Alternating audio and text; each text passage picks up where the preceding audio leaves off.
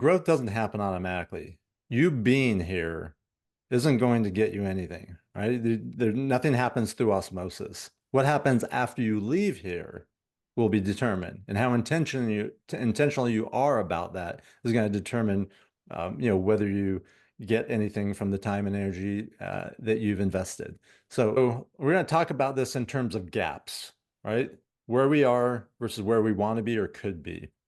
The first step is just realizing that you have a gap.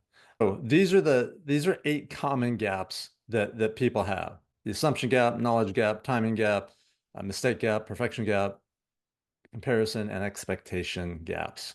The assumption gap, that's going back to what I said a few minutes ago. That's assuming that by being on a webinar that you're going to grow. You may, but if you do, it's probably a result not of the webinar, but of the actions you take. So what happens if we just rely on automatic growth?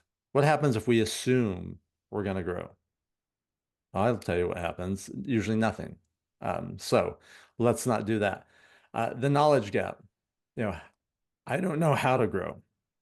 Well, look, we all know when there's something that we want to get better at, learn about, do better at. And then there's actions we can take. And the actions we can take are everything from doing things like this, investing in yourself and being on a webinar that will cause you to think differently or think newly, what you read, who you hang out with, having a coach, having a mentor. In 1996, the day that I learned there was a thing called coaching, I hired one.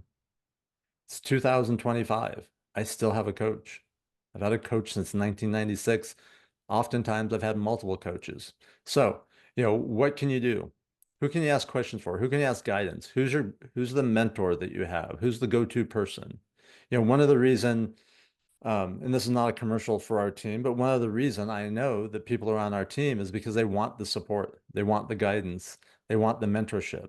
And that's something that we're very strong in because that's one of my core beliefs. We can keep going. The timing gap. It's not the right time to begin. Well, let me help everyone with this. There's never the right time. There's never the best time. There's never a good time. There's just time. And there's just when are we doing something to be purposeful and be intentional about what it is we want. Here's what I know. The longer we wait for things, the worse things usually get. They usually don't get better, right? Time, for the most part, is not our friend or not on our side. Now, are there examples when it is? Absolutely. But for the most part, we want to move fast. We want to act quick. We want to operate with a sense of urgency. There's an adage. There's results or there's excuses. There's results or there's reasons why. You can't have both. So if you're going to have excuses or reasons, they're going to be at the expense of the results. The mistake gap. I'm afraid of making mistakes. You should be afraid of not making mistakes. If there's no mistakes, there's no growth. If there's no mistakes, there's proof that you're not pushing or striving or stretching to be better, right? If you're not making mistakes on a daily basis, then you really want to look in the mirror and say, okay, am I doing all I could be doing? I've made more mistakes. I've probably made more mistakes in a month than many people will make in a year. I've made more mistakes than probably most people will make in a lifetime. But every one of those mistakes is a growth opportunity. Every one of those mistakes is a learning opportunity. Every one of those mistakes is an opportunity to step forward. The perfection gap. I need to be perfect. Well, I got news for you. Perfection is the enemy of good. It's the thing that stops you from becoming great. Trying to be perfect is an excuse. Trying to be perfect is a crutch. Trying to be perfect is something to hide behind. If you want to be good, put trying to be perfect out of your existence. The inspiration gap or the motivation gap. I don't feel like doing it. Well, I got news for you. There's a lot of things I don't feel like doing. There's other things I'd rather be doing right now. But I'm here and I'm doing this because I have a commitment. And my commitment is more important than what I like and don't like, what I want, what I don't want. If we operate that way, it's much easier develop the discipline to do the things we need to do. If we always are operating on our feelings, it makes it really hard to be effective. It makes it really hard to be great at something. Now, we want to be aware of our feelings. We all have them. We're all human. But we want to understand what's the thought that's causing you to feel that way, right? If you're not feeling motivated, what's the thought that's causing you to feel that way?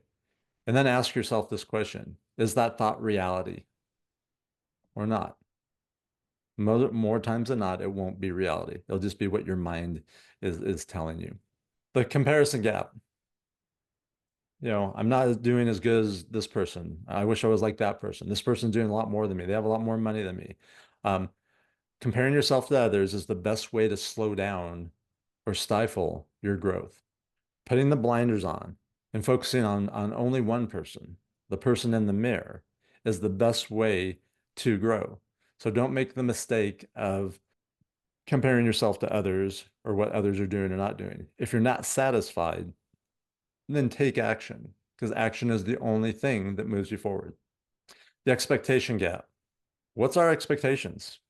Are we expecting when we join a webinar like this that we're going to get value, that we're going to get good ideas, that I'm going to have an open mind, be an open book, and let my mind absorb these things, and I'm going to take action on them?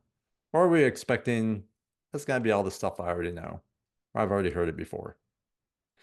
What our expectations are determines how we interpret things, determines how we absorb things.